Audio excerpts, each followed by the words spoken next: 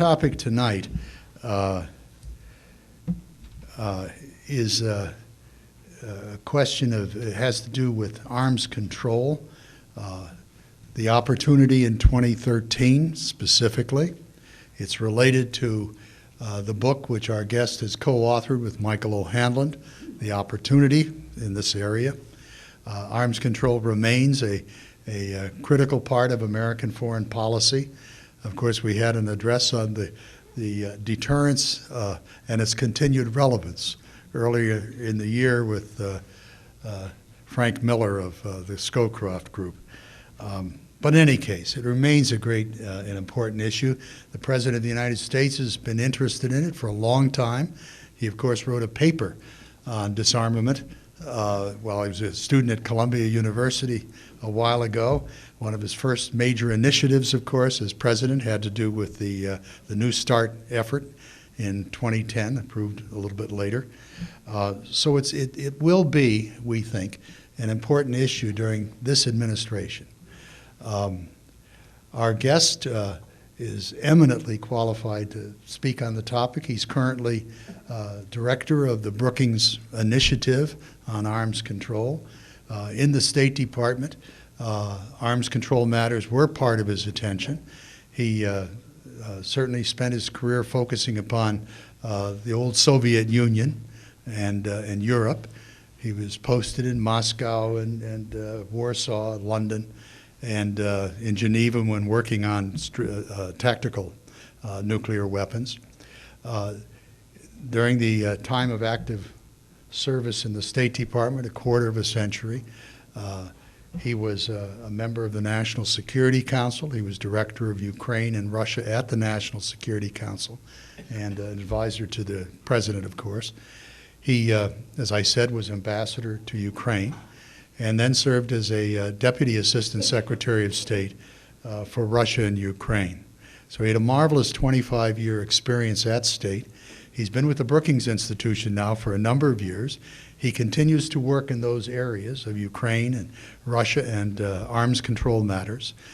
He's published papers on all three of those topics, but we're particularly interested this evening in his view of the possibilities for arms control in 2013. It's an enormous pleasure to present to you Ambassador Stephen Pifer.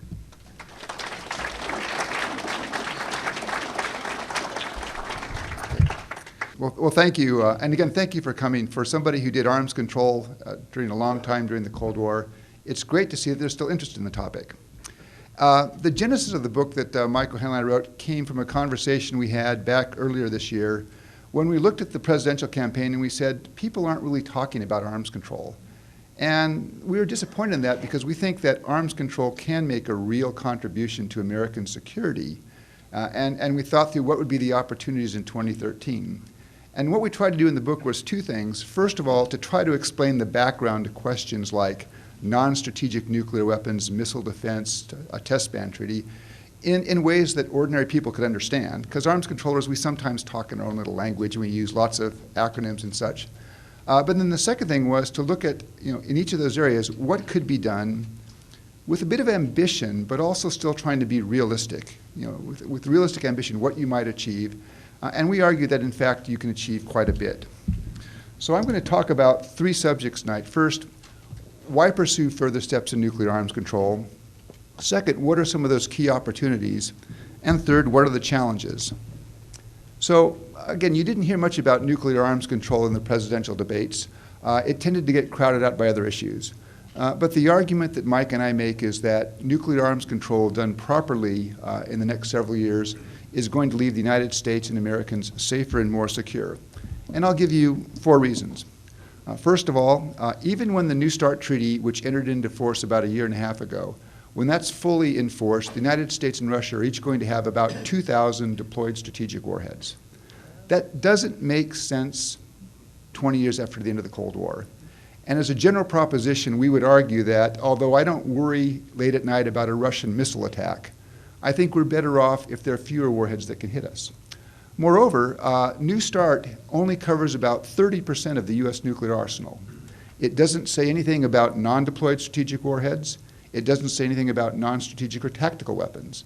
And we think it's time to bring those weapons into the mix. Second, arms control brings a lot of transparency. So the New START treaty and any subsequent treaty would mean data exchanges, updates, notifications. Under the New START treaty, the United States and Russia have exchanged thousands of notifications about changes in their strategic forces. Plus inspections. The treaty allows each side to conduct 18 on-site inspections on the territory of the other per year. And what that means is we can avoid worst-case assumptions. We can make smarter decisions then about how we operate and equip our own strategic forces. And this here's an example, and I apologize that we only have one screen here, but this is a data exchange. This was the update that was done in September 2012. The United States and Russia every 6 months exchange numbers. The New START treaty has 3 limits. One, 700 deployed strategic delivery vehicles, and that's basically intercontinental ballistic missiles, submarine-launched ballistic missiles, and bombers. And when you're talking about missiles as deployed, it means the missile is actually deployed in a missile silo or on board a missile tube on a submarine. You don't worry about missiles that are sitting in a warehouse because they really can't be launched quickly. The second limit is 800, and that covers deployed and non-deployed launchers and bombers. And a launcher would be, you're counting the missile silo or the tube on the submarine. It's non-deployed if there's no missile there. And we do have some silos sitting out in Wyoming that have no missiles. They count under the 800 limit, but they don't count as being deployed because there's no missile there. And then the last limit, which I think is the most important one, is the number of deployed strategic warheads. And each side's allowed 1,550 of those. Now, that number, you have to put an asterisk behind it because it uses what I call arms control math. It counts the warheads that are on strategic ballistic missiles, but for bombers it uses a different rule because neither the United States nor Russia maintain weapons on bombers. So every bomber counts as one weapon, and that's not quite right because bombers actually can carry many more. But the sides agreed bombers are a different level of threat. So that 1,550 in reality probably comes out at about 1,800 to 2,000 weapons. What you can see in this chart is the numbers that each side had as of September of 2012. And the interesting thing is, actually, the Russians are below 2 of those numbers. The transparency point, though, is when you look at the limit of 700 delivery vehicles or 800 launchers, we probably can know that from our reconnaissance satellites and things like that. But when you're getting the actual count of the number of warheads, we can't figure that out on our own. Arms control helps us get that number. A third reason for doing arms control is potential cost savings. We're about at the point in the United States where we have to make decisions about how you're going to replace the strategic triad, the intercontinental ballistic missiles, the submarine-launched ballistic missiles, and the heavy bombers, which over the 2020s are going to reach time when they need to be replaced. These aren't cheap. The Navy now estimates a new submarine to replace the Ohio class will cost $6 to $7 billion each. Billion. That does not include the cost of the missiles or the torpedoes. The bomber, the Air Force is trying to come up with a new bomber that will cost $550 million apiece. And so our argument is if you use arms control to bring the numbers down, we're going to have to buy fewer of those newer systems, and that's a chance to save money, which either reduces the deficit or goes to military operations that are going to be far more likely than thermonuclear war. The last reason we would argue for doing this is to advance our non-proliferation agenda. If the United States and Russia are working together and bringing down their nuclear weapons, we're going to be in a much better position to argue to third countries that you should not build up or you should not, like in the case of Iran, try to get a nuclear weapon. And I think the United States and Russia have to act here because between those two countries, we control about 95% of the nuclear weapons in the world. If we're not bringing them down, we're not going to have a lot of credibility with others when we ask them not to acquire weapons. Now, I'll be realistic. This is not going to solve the problem with Iran or North Korea. But what it does do is puts us in a better position diplomatically to get other countries to pressure the Irans and the North Koreas. I don't think it's a coincidence that in the last couple of years, since we've signed the New START treaty, that we've had greater success in encouraging European allies and others in Asia to impose new sanctions on Iran. This strengthens our hand in the non-proliferation world. Let me offer a word on deterrence, and I'm mindful that Frank Miller, who I consider both a former colleague but also a good friend, he may not wholly agree with what I have to say here. I would agree with Frank that I think nuclear deterrence was important during the Cold War in that it prevented a direct conflict between the United States and the Soviet Union. But I would put a big asterisk there and say it worked, but at a couple points we got really, really lucky. Let me take the example of the Cuban Missile Crisis. We had the 50th anniversary of that a month ago. In that crisis, President Kennedy made a decision to impose a naval blockade on Cuba. When he took that decision, he overruled most of his military and civilian advisors. What they had recommended was airstrikes, 1,000 sorties in the first wave, followed by an invasion of Cuba. What the President, what the Joint Chiefs of Staff did not know in 1962, what we learned in 1992 was the Soviet commander on the island of Cuba. He could not launch missiles against the United States, but he'd already been given authority to use tactical nuclear weapons should there be an invasion. And so the question I think we have to ask ourselves is, deterrence has worked, but are we going to stay lucky, particularly as the number of nuclear weapons today is twice what it was back during the Cuban Missile Crisis? And some of those countries are not exactly stable countries, and they're in some pretty delicate parts of the world. So this gets to the question of lower numbers, and the President has set the policy of aiming to reduce both the role and number of nuclear weapons in U.S. policy. And he's also articulated the goal of a world without nuclear weapons, although he said it may be very, very hard to get there, and he's right. I would argue that that actually may be, though zero might be an attractive goal for the United States. And I take it in light of our particular geostrategic circumstances. Friendly neighbors in Canada and Mexico, the protection afforded by the Pacific and Atlantic Oceans, and the world's most powerful conventional forces. So from that American perspective, I think that's actually, there may be some attraction there, particularly if you worry that the risks of a nuclear world are growing. But having said that, a lot has to be done before you get anywhere close to zero. Everyone has to buy into it. It can't just be a U.S.-Russia negotiation. You have to have better verification mechanisms. You have to have an enforcement mechanism, and you have to have some resolution of the disputes that motivate states to acquire nuclear weapons, or those states have to conclude that nuclear weapons do not help them resolve those disputes. So zero is a long way down the road, but still, I think we can move in that direction in a step-by-step process, and each one of those steps could put us in a more secure position. So let me talk about 3 or 4 of the opportunities in 2013. And first, one more table here. This shows roughly the number of nuclear weapons that the United States and Russia have. 3 categories. Right now, estimates, and these come from the Federation of American Scientists. The United States has about 1,950 deployed strategic warheads. The Russians estimated a little bit over 2,400. Now, in this case, we're not counting one weapon per bomber. We're counting the number of weapons that we believe the air forces on both sides have for their bombers.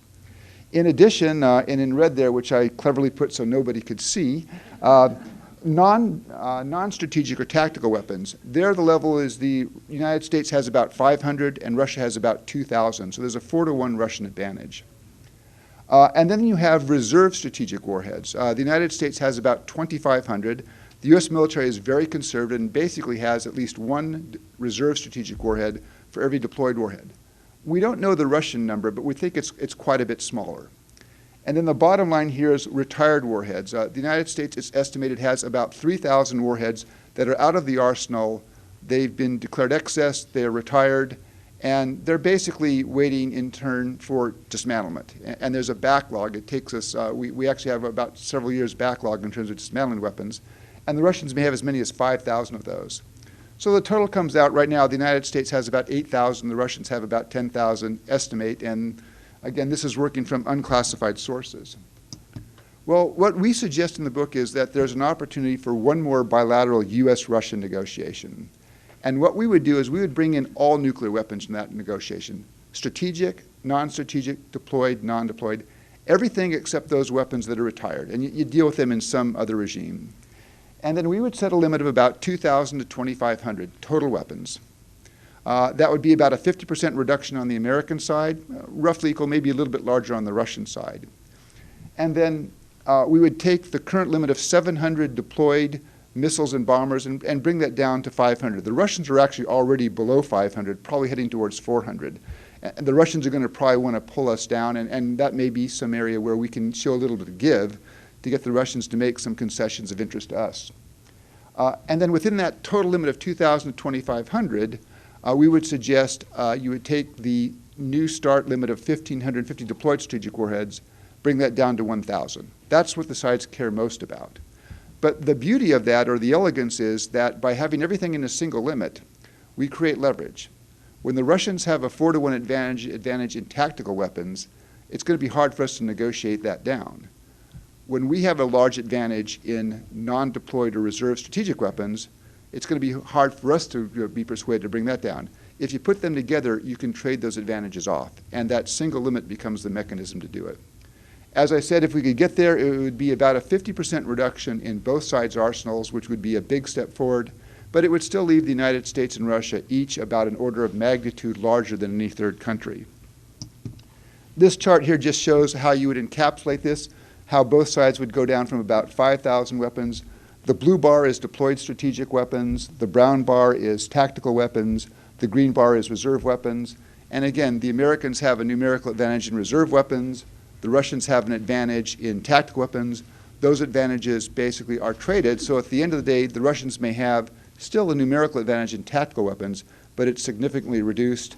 The United States would probably prefer to keep an advantage in non-deployed strategic weapons, but it's also significantly reduced. And you have levels about about 25, well, do the math there, about 40 to 50% of what you have today. So we think that this is, again, an ambitious proposal, but with a little bit of luck, a little bit of creativity, and some flexibility on both sides, you might be able to achieve it in the next several years. The New START Treaty was concluded in about 11 months, which is a land speed record for arms control agreements. We think that this next treaty probably takes about 2 to 3 years, and we think a clock is ticking. You would like to bring this treaty, if you negotiate it, you'd like to conclude it by 2015, because the American political scene being what it is, you don't want to go to the Senate to ratify a treaty in an election year. There may be, though, a number of steps that you could take while you're negotiating the treaty to move in the right direction. So right now, the New START Treaty, all of those 3 limits I described, those don't have to be implemented until 2018. If the United States is comfortable that it can live with 1,550 deployed strategic warheads in 2018, why can't we do that earlier? And one thing might be, could you accelerate implementation of the reductions? And in some cases, you might just take warheads off the missiles and leave the missiles in the silos. And when the Russians show up, you could say, yes, we have 30 deployed ICBMs, each with 0 warheads. It'd be unusual, but it would allow you to quickly implement that 1550 limit, which is the most important of the limits. And the Russians would always have the ability under the inspection measures to check it. They could say, we want to go see one of those missiles that has 0 warheads and confirm there's no warhead there. You could also look at confidence building measures regarding tactical weapons, transparency, exchanging numbers, talking a little bit about types and such, because this has been an area that hasn't been addressed between the United States and Russia. The question, most sides, it's believed, both sides keep warheads debated on tactical. And that means the tactical weapons are not mounted on delivery systems. It would be a useful confidence building measure for the United States and Russia to say, as a matter of policy, we will not put weapons on their delivery systems when you're talking about tactical weapons. It may have limited practical effect, but it has a positive political effect. Okay, a third area that we might look at would be missile defense in Europe. And this goes back just a little bit of history. In September 2009, the Obama administration announced what it called the phased adaptive approach in Europe. And the idea here is that if you anticipate that over the next 7 or 8 years, Iran is going to come up with longer range ballistic missiles, the United States was going to take a missile called the Standard Missile 3, the SM-3, and in 4 phases upgrade that missile's capabilities so that it could deal with a longer range Iranian ballistic missile. So we're now in phase 1. It's the Standard Missile 3 Block 1A missile. It's based at sea. In 2015, the plan is to go to the SM-3 Block 1B, which will be deployed in Romania. A couple of years later, they'll put the next phase into Poland. And then about 2021, 22, you'll have the Standard SM-3 Block 2B, which is supposed to have some capabilities against ICBMs. And that's in anticipation that perhaps in 8 or 10 years, Iran might have an ICBM that could reach the United States.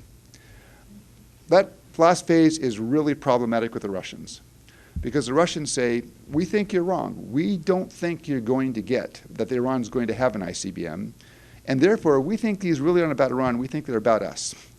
And so that's been a point of contention in the last couple of years. Now, the Russian concern is based on the relationship between offense and defense, and here the Russians have a valid point. If one side builds up its defense, quantitatively, qualitatively, at some point that defense can affect the strategic offensive balance between the two sides. And so I concede the Russian point. Where I think the Russians are wrong is I don't think that the defenses that the United States plans in the next 10 years are anywhere numerous enough or capable enough to affect that balance.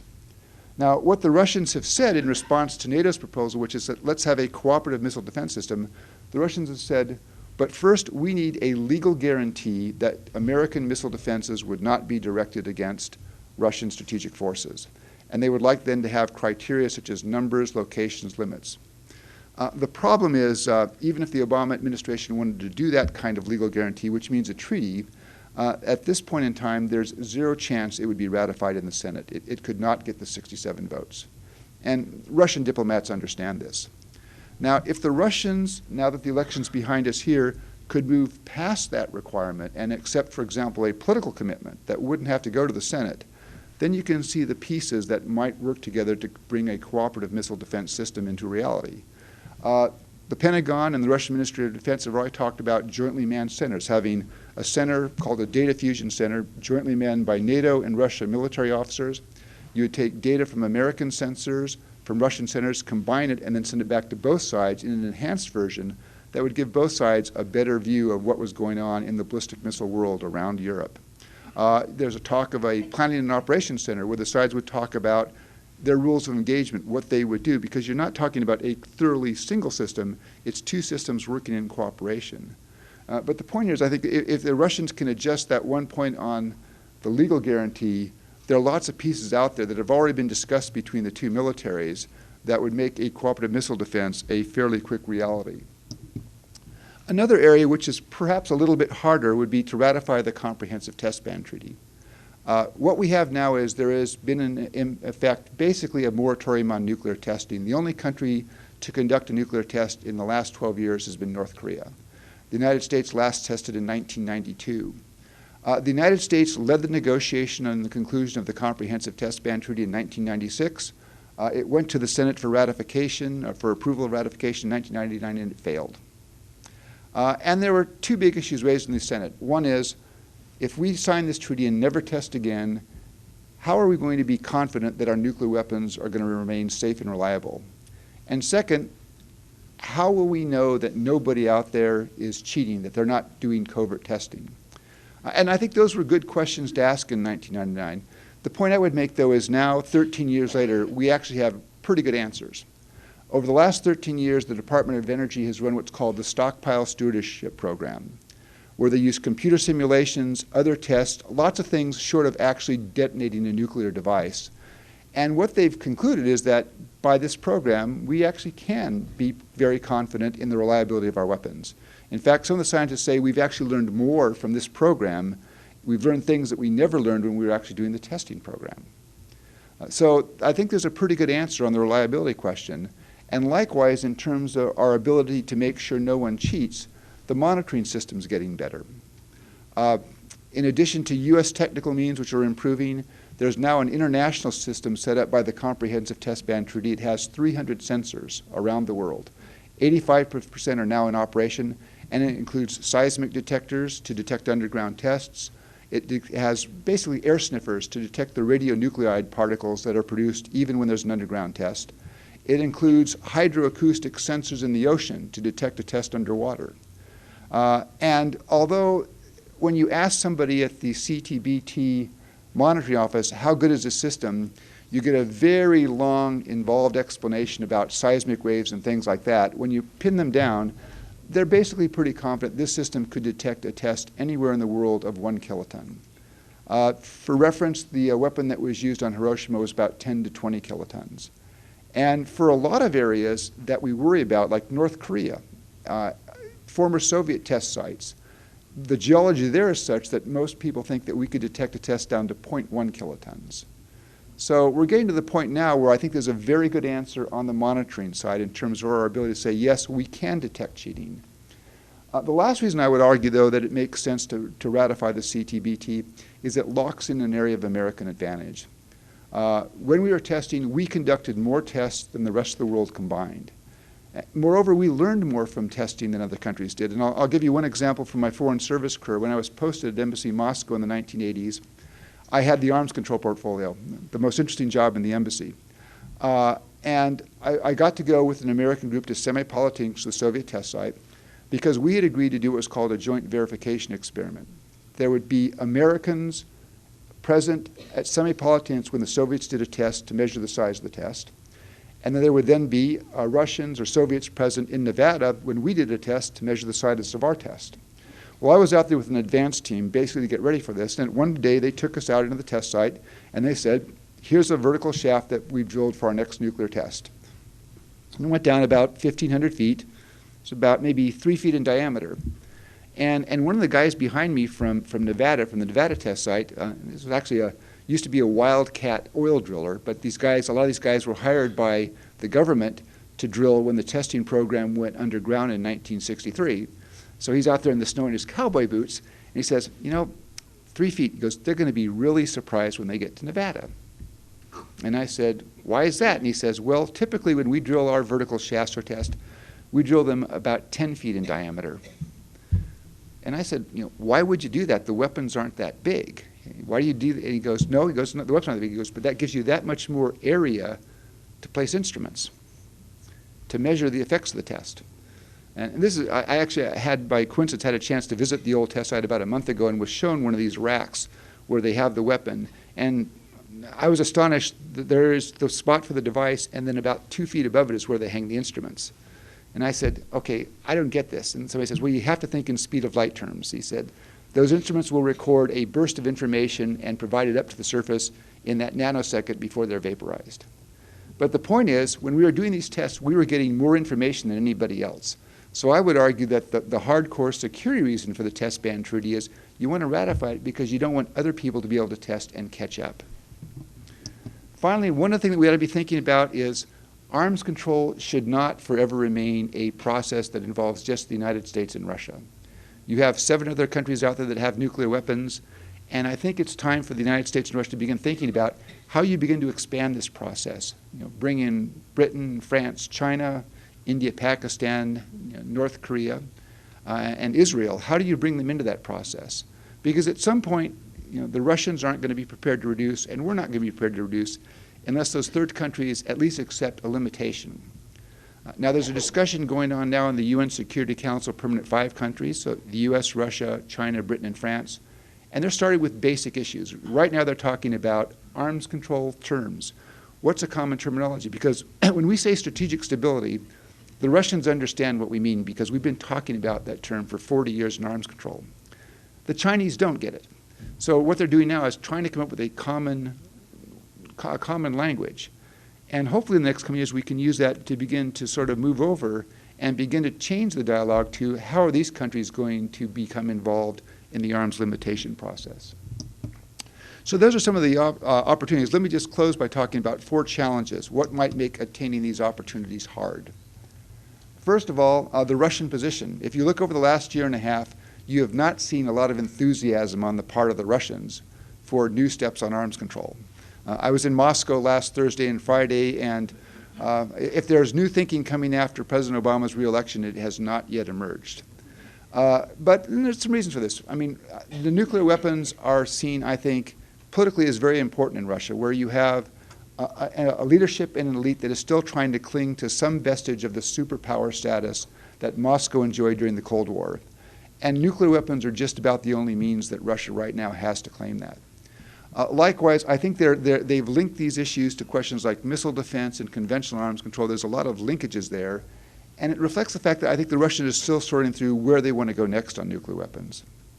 The other point, though, is my guess is the Russians have been in a holding pattern for about the last year and a half on this issue. I had a conversation with a senior Russian official back already in May of 2011, so 15 months ago. And I said, well, what are you thinking about now that the New START treaty is in force? What's the next step? And he said, we're not going to think about the next step until 2013. And I said, why are you going to wait? Why are you going to basically let these 15 months pass by? And he says, we need to know who's going to be in the White House. And I think the Russian logic there was they did not want to get into a negotiation with the Obama administration, go down that path. make some concessions, and then find that there would be a Republican who might go in a different direction. And I can understand that Russian assessment.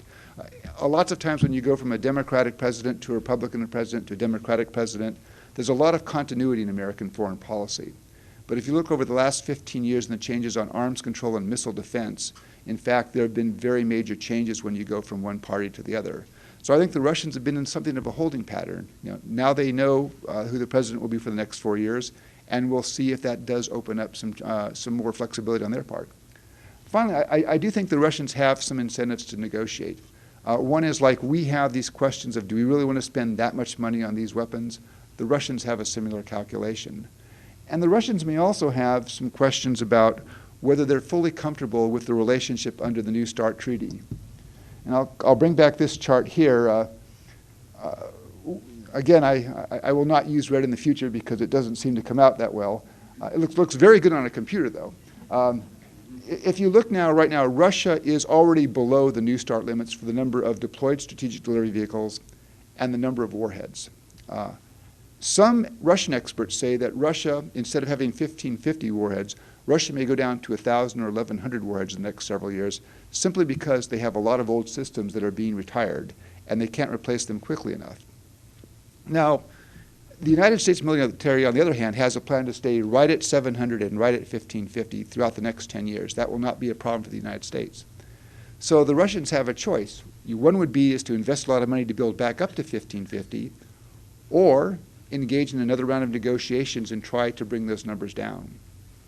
There's a second issue which I'll just touch on lightly called the upload issue, and that gets into this question of reserve strategic warheads.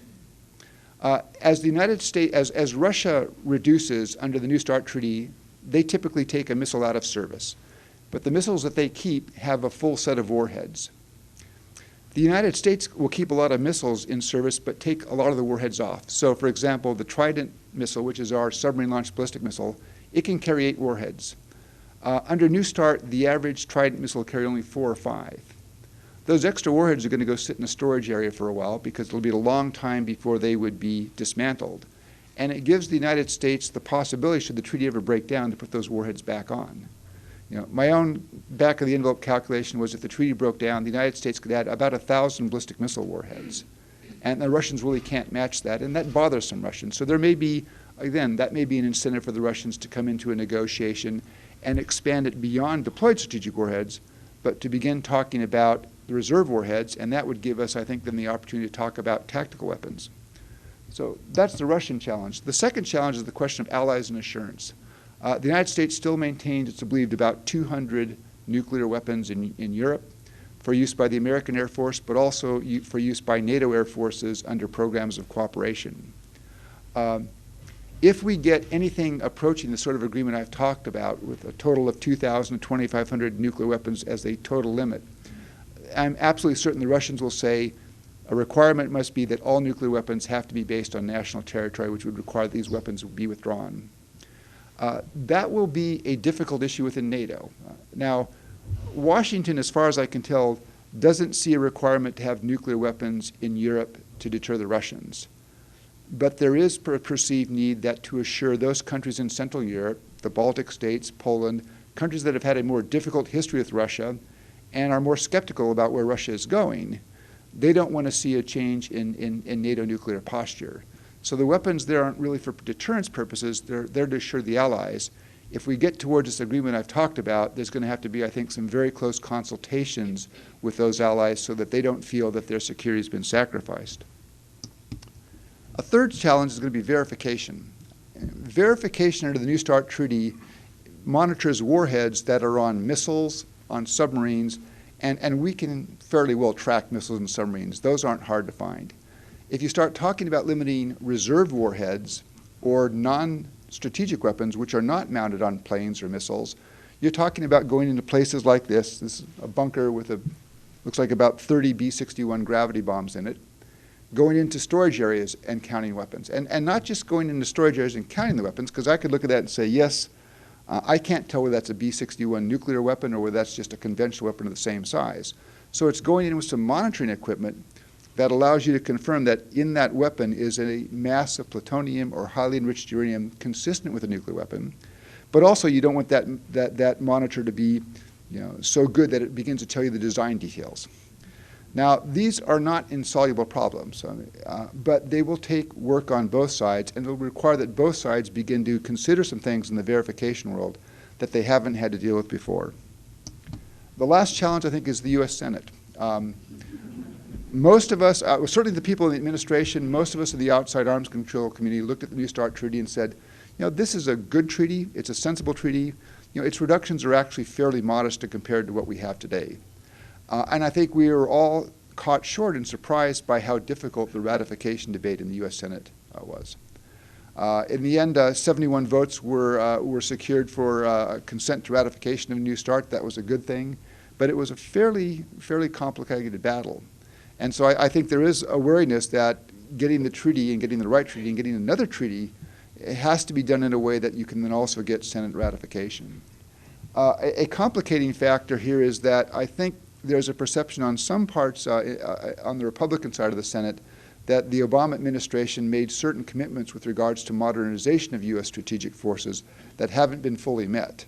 And that may make it more difficult to secure Senate support. So one of the things that I'm hoping that the administration is doing, if it gets into another round of negotiations, is try to bring them in from the beginning, engage them, consult with them, help them understand and bring them along, because that will make the ratification vote easier. And this also gets back to the question of the Comprehensive Test Ban Treaty. I hope that the administration, before it takes that treaty to ratification, does a very careful count.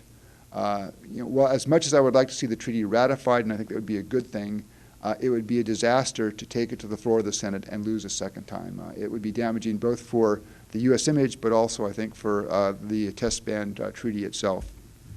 So let me just close with a look forward. I think President Obama, to the extent that he is now thinking about legacy, which is natural for a president doing a second term, would like to achieve something more dramatic on the arms control side.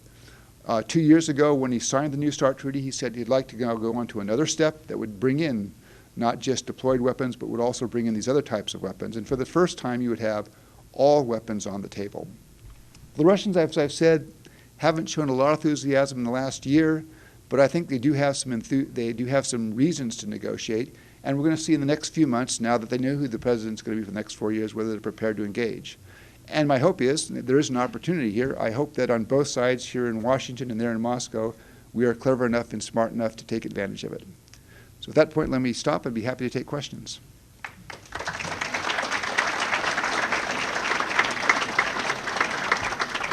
Well, thanks very much. The only thing we ask you to do is to repeat the question for the benefit of our cameras. Sure. The question was about the size of tactical nuclear weapons and also who monitors them. On the first, the tactical nuclear weapons, we've actually gotten quite good. They can be fairly small, although at one point we used to have artillery shells that were nuclear weapons. Those have actually been taken out of the inventory. The smallest that I'm aware of was called the Davy Crockett, which I think was about this big. It was probably the weapon that was least likely to ever be used in combat, because the range of the weapon was actually shorter than the blast radius of the explosion that would result. And I think there have been a lot of people who really have been reluctant to pull that trigger. As for who monitors the tactical weapons, right now they're under no control. They're not limited by any limitations, so there's no provisions for international inspection. Now, having said that, one thing on the U.S. side I'm certain of, and I also think on the Russian side, both countries are pretty careful about how they protect these things. There's a lot of measures that go into guarding them, securing them, accounting them. And actually, quite frankly, those 200 weapons in Europe, they're all under the control of the U.S. Air Force. The U.S. Air Force, since the mid-1990s, has wanted to get rid of them. Their argument being there's no military purpose, and I think they're right. The reason really it's assurance, that's a political reason. But for the U.S. military, if you're a military officer, if you're at a unit at, say, Aviano Air Base in Italy, where you have some responsibility for these weapons, they take up a huge amount of time, because you have to be certain of the security procedures. You have to be sure that you're doing all the CERTI tests for a mission that you don't think you're ever going to have to execute. But the one thing that will kill your career more quickly is if you mess up on a nuclear weapons area. And just bear in mind, 3 years ago when a B-52 bomber in North Dakota flew to Louisiana with 6 cruise missiles on board. They thought they were training missiles. They were actually live nuclear-armed cruise missiles. And for 30 hours, they were outside of the accounting system. And heads rolled, beginning with the Secretary of the Air Force over that one. So the military, I think, this military, they're perfectly happy to get rid of these weapons because they're a lot of trouble, and they're not what they're thinking about in terms of mission today. The question was, Russia has announced a modernization program in which they plan to build, among other things, 400 new intercontinental ballistic missiles and submarine-launched ballistic missiles. I'm actually a little bit relaxed about this for a couple of reasons. One is we and Russians, we're not on the same cycle.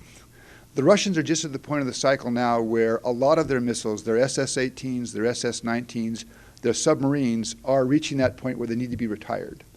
So they are buying new missiles and new submarines to replace those. We're probably about 10 years behind.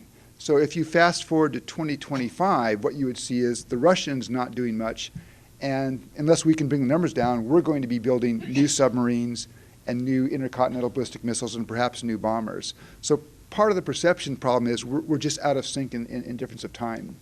Another difference is that shows up a lot is we have very different philosophies. The Russians will build a missile and keep it for 25 years and then scrap it and put a new missile in. The U.S. tendency is to build the missile and then fix it here, fix it there. So the Minuteman, 2 examples, roughly comparable missiles. The Russian SS-25, a relatively small intercontinental ballistic missile, was first deployed in 1980. It'll be out of the force by 2020, out of the Russian force. The comparable missile on the American side, the Minuteman III, was deployed in 1970 and will be in the force until 2030 at least. And that's because we put a new engine on, we put a new guidance system in, and so the missile frame stays the same, but there's a lot of changes there. It's just a different philosophy. My favorite one is the B-52 bomber. The B-52s in the force now were built in the early 1960s. And the Air Force projection is that the B-52s will still be flying in 2040. I asked a 3-star Air Force commander, okay, now explain this to me. And he says, you're thinking in the wrong term. You're thinking in years. And he says, what you think of with an aircraft like a B-52 is number of flight hours and number of cycles, how many times it took off and how many times he landed. And he said, these bombers, now, they spent most of the Cold War, the 1960s, the 1970s, and 1980s, on strip alert, sitting there sometimes with nuclear weapons on board, ready to take off in 7 minutes if there was ever an indication of a Soviet attack. And he says, most of these airframes only have about 20,000 hours of flight time on them. He says, you don't consider a 767 old until it has 100,000 hours. So these planes can go for a long time. And again, they're going to have different engines, they'll have different avionics, but it's a different philosophy than the Russians use. Yeah, the question is, how do you basically deal with the nuclear weapons, not American and Russian, but are out there with other countries? And I think you have to attack the problem in different ways. One of my arguments for doing U.S.-Russian arms control is by setting that example, we're going to have greater diplomatic weight to go to the Chinese, for example, and say, don't build up. We're going to have greater weight to go to other countries and say, don't acquire nuclear weapons, or if this country is moving down that path, we want you to join us in sanctioning them. So that's one step. A second step, which the Obama administration launched in 2010, it's called the Nuclear Security Summit process. And the idea was they brought together every country in the world, with a couple of exceptions, that had either highly enriched uranium or plutonium. And there are a lot of countries that don't have nuclear weapons that have these materials. But the whole point of the conference, it was very technical. It was not a particularly sexy summit. But the idea was, let's talk about how you make sure that you secure that material, how you count it, how you make sure that it stays in your hands under control and doesn't get out to either other countries or the ultimate nightmare, which gets out to a non-state actor. And there's actually been, and this is an area where I think that the United States and Russia actually have, a lot to share. One story, when I was in Ukraine, on the outskirts of Kyiv, and this reactor has now been converted, but the Ukrainians had a nuclear reactor, a research reactor, that was fueled by bomb-grade uranium. And in 1992 or 93, some of our people from the Department of Energy went out there and came back horrified because they said, well, it's in a building, there are trees and bushes, you can't see, you could sneak up to the building, it's kept in a door that's got a lock on it, but it would take me about 3 minutes with a penknife to open that lock. And so one of the projects that we did, and we did this throughout the former Soviet Union, was we went in there and basically built a bank vault. Bank vault, which stores the material, strengthened the building, strengthened the access, and then paved out about 150 feet in every direction from the building, triple fences, lightning, motion detector. I mean, that's now a world-class secure facility. And so one of the things that I think we ought to be doing, and we're doing it now, I'm not sure how much progress we've made. I think we've made some, but it's basically telling countries, if you have this material, you have a responsibility to keep it securely in your control. So working on that area. The other question is then, are there law enforcement and intelligence operations that you can use to track any of these nuclear materials that are moving in a covert manner? And again, the ultimate nightmare would be if a terrorist group got a hold of this stuff. There have been a number of reports in the last 20 years of plutonium and highly enriched uranium that have leaked out of places, particularly out of the former Soviet Union. In most cases, it was relatively small amounts, and the good news is in most cases it was actually picked up by sting operations. Of course, the big question mark is how much stuff moved that wasn't picked up.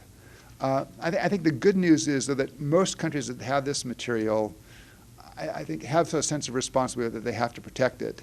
You know, what we just need to do now is get them to upgrade their security standards to the maximum so that they have, you know, real mechanisms that allow them to protect it and keep count of it. So you've got to attack it in different ways. And then ultimately, I think, if you're moving towards a zero world, which it's going to be really hard to get there, we may not get there, it's a long way out, but ultimately you have to think of, you know, are there ways to actually eliminate plutonium and highly enriched uranium? There's actually a very good way to eliminate highly enriched uranium, and we've done it with about 10,000 Russian nuclear weapons. The power here, 10% of the power that's generated by nuclear power plants in the United States today is generated by uranium that was blended down, where you took highly enriched uranium, they blended it down to low enriched uranium, and they sold it to the United States, and we now use it to fuel our nuclear reactors.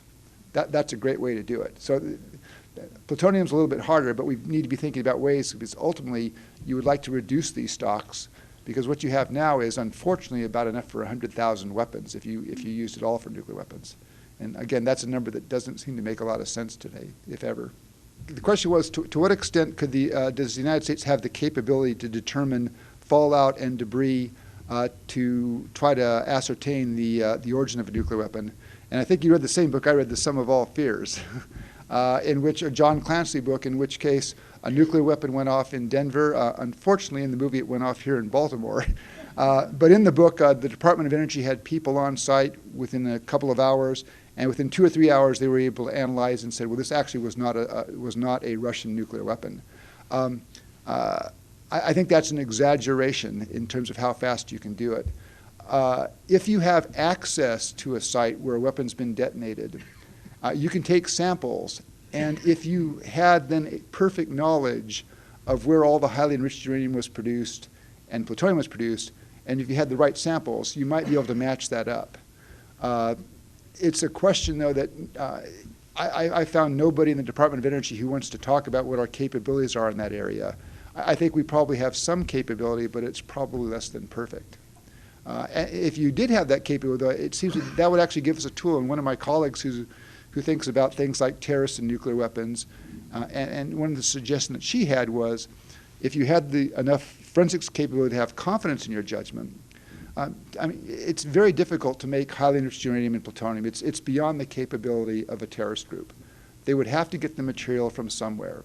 The problem that you have with deterrence and terrorists is it's very hard to deter terrorists, because the threat is, we will punish you, we will inflict punishment on you, is awfully hard to do when they don't have a state to punish, and where you may not know where they are.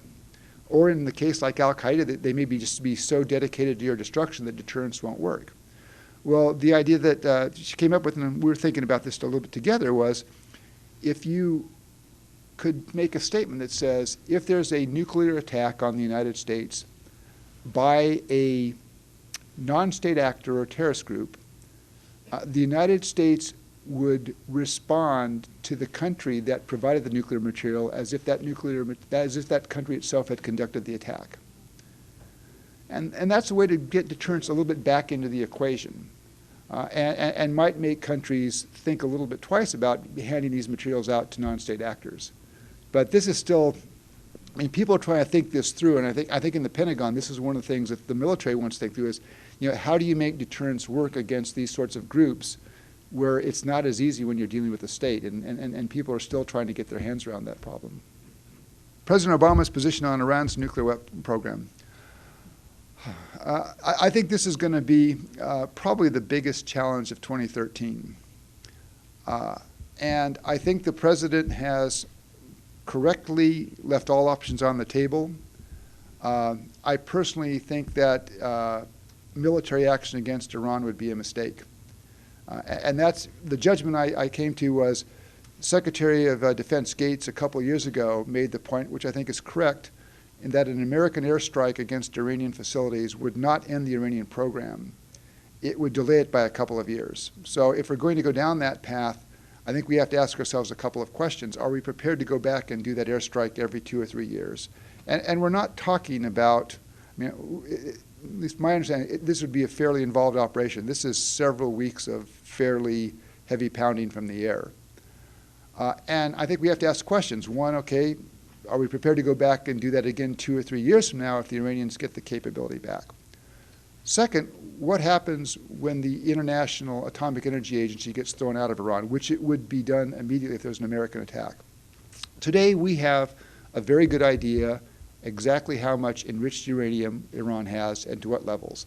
Because at the 2 facilities where they're enriching, they have allowed the IAEA, the International Atomic Energy Agency, to come in and have inspections, but also have monitors that tell us. If Iran wanted to create a nuclear weapon, the quickest way to do it would be to turn off those monitors and then enrich the stocks that they have, just recycle it on through. If there's an American airstrike, the IAEA is gone. And so we're going to lose the best source of information we have on the Iranian program. I would then ask questions, what is Iran going to do? They're not going to just sit back and take this. What happens in the Strait of Hormuz? What do they do in terms of Afghanistan and Iraq? There are a lot of places where Iran can make a lot of trouble. And the last question I would ask is, what's the Iranian public reaction? And I think an American airstrike might have the undesirable effect of bringing the Iranian people together with a desire to build a nuclear weapon. So while I think that threat is, you want to have that as part of the mix, I think actually executing that threat has a lot of costs. And my sense is that the administration is thinking very carefully about this. My own sense, there's a former Iranian diplomat who's at Princeton, an Ambassador Mousavian, and he makes a very interesting argument. He says he could see a solution. He said the Iranians would be prepared to live with a solution if the United States said, we accept that you have a right to enrich uranium, which Iran does under the Non-Proliferation Treaty. He further says that Iran would then agree to enrich only to 3.5%. You need 90% enrichment to have a weapons-grade uranium. 3.5%, which would be appropriate for the nuclear reactor. And then he says, and then Iran would agree to export or to sell anything in excess of their needs to support their reactor program. He says they would also close down the facility. They would stop enriching to 20%. I think that would be a deal that if we could have confidence, and there's a big if here, if we could have confidence that the Iranians would live up to that they weren't enriching uranium somewhere in a cave that we didn't know about, that would be a deal I think would be seriously worth considering. One of the problems I think that and it's not here, it's not just the United States, it's the United States, Britain, France, Germany, Russia, and China, which are the 6 countries negotiating with Iran, is that if you may be able to see that as the final outcome where you end up. The question is, how do you get there? And it's made more complicated by the fact that Iran often does not speak with a single voice. So I'm not sure, at one point 3 years ago, for example, we thought we had a solution, and then the Iranian negotiators had to walk it back. So the question is, can we make the initial steps that get us to that solution? It seems to me now that Iran is thinking about this because the sanctions that have been applied both by the United Nations but also by the United States, Europe, and Japan separately are beginning to have some bite. And I think what the administration hopes to do is that the combination of sanctions but also an expressed willingness to lift those sanctions and move towards a more normal relationship if Iran basically provides assurances that it will not move down the nuclear path. That's still worth pursuing, and I think that they're hoping to make that work, because the other alternatives, which is Iran with a nuclear weapon and us having to deter them, or American military action against Iran, are both pretty ugly. The question was about the impact, and that Iran specifically moving now towards gold as opposed to using money for their economic transactions, and does that make Iran feel more comfortable in their ability to withstand the sanctions? My impression from talking to some colleagues at Brookings who follow Iran is that, in fact, the sanctions are beginning to have a pretty heavy impact. So, for example, over a 2-week period, the value of the rial, the Iranian currency, fell by about 40%. Iran now, in terms of its main exports, is oil, and oil exports are down by about 40%, in part because the United States and Europe are lobbying countries not to buy oil products from Iran. So I think their economy is beginning to take a big hit, and there's a certain level of economic pain that's been inflicted. The unfortunate thing is there was, I think, a hope that you could target these sanctions just to hit the leadership, to hit the Iranian Revolutionary Guard, those folks. I think we're having the perhaps unfortunate impact that it's having a wider impact. But it does seem that when you see some of the conversations, some of the things that have been said even publicly by Iranians, that they are beginning to think through the wisdom of this path. And so there's talk about another meeting of the 6 countries in Iran in the not too distant future, and that would be an interesting indication whether the Iranians are prepared to deal. I suspect as the Russians have been on hold with us until after our election, I think the Iranians have been waiting the last several months to see who that they would be dealing with come January of next year. They now have that answer, and I think there's an opportunity. But here's another case, again, where I think where we and the Russians are out of sync when we talk about modernization of strategic forces. We and the Iranians have been out of sync. In 2003, my impression was the Iranians really were prepared to deal in a very serious way, not only about the nuclear weapons question, but also about issues like terrorism and such. And for reasons I don't fully understand, even though I was in the government then, the Bush administration didn't take them up on that. In early 2009, the Obama administration really made an effort to reach out to try to turn the page and set a dialogue. And the immediate Iranian response was a bit of a cold shoulder. And then, of course, with their elections in the summer of 2009 and the turbulence there, it made it very hard. So we're a little bit out of sync. Now, hopefully maybe we can come back into sync in a way that would allow us to find a solution that would get us out of the awful choice of either military action or having to deter and contain a nuclear Iran, which would be, I think, I would probably opt for the containment option, but the worry I would have is if Iran gets a nuclear weapon, what do the Saudis do? What do the Egyptians do? What do the Turks do? And a world that I'm nervous about with 9 nuclear weapon states, when you start talking 13, 14, 15, does that lead to a complete collapse of the non-proliferation treaty regime, which is not in the interest of us, and I don't think is interested in that region as well. Well, Steve, you've led us through, I think, a very interesting discussion and analysis. Thanks so much.